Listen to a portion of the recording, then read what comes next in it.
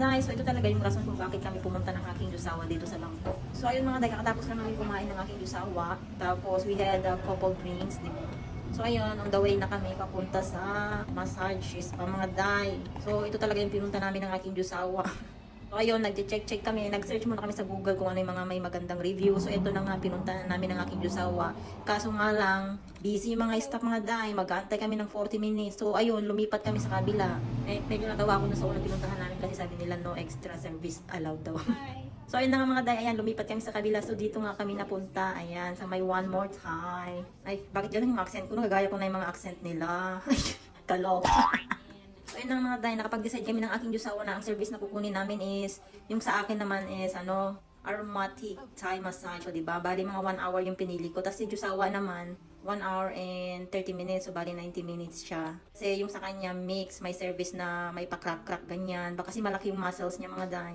So napaka-tight kasi ng mga muscles niya. So kailangan niyang i-relax. So ayun, kailangan niya ng hard massage. So ayun ang mga day, bago pa kami paakyatin, ayan, pinag-tea muna kami. Bali ginger tea nga pala yan, diba? Ang daming mga nagpapamassage dito mga day. Halos lahat sila mga puti din, mga afam, diba? So ayun ang mga day, ayan, paakyat na kami. Bali magkaibang room kami ng aking jusawa kasi yung sa kanya yung sa lapag lang na bed kasi kailangan ng hard, yung talagang mapunta lahat yung lakas ng magmamasahe sa kanya. So ayun na yan mga day, oh, madilim na dito, ayan, yung walang paan na bed, yung sa floor lang talaga nakalapag. So dyan siya. Tapos ako naman guys, isang akyat pa, bali sa may ako, 5th floor, oh, diba?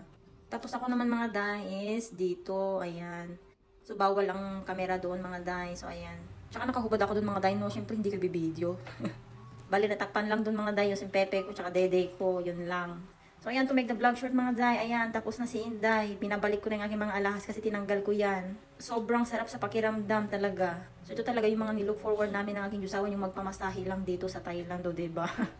Talagang pinili namin yung magandang, talaga mga day, yung massage. Hindi lang yung mga pipitsugin dyan sa tabi-tabi na, sisigawan ka pa na massage, mga ganyan.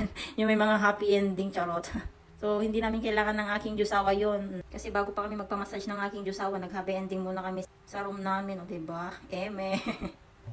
So, ayan nga mga day, binigyan nila ulit ako ng ginger tea. Ang sarap mga day. Perfect talaga inumin after mo magpamasahe. So, bali, hinaantay ko yung aking jusawa na lang mga day para makakuha ako ng cash sa kanya kasi wala akong Thai money sa akin, puro dirham lang. Nasa kanya kasi yung mga pina-exchange namin. Kasi siya naman mahilig-hilig kasi magbigay ng mga day. So, ayan nga, finally, nandyan na siya, natapos na din. So, tinanong ko nga kung nagustuhan niya. Sabi niya, okay lang, pero hindi daw masyadong malakas yung nagmasal sa kanyang lalaki.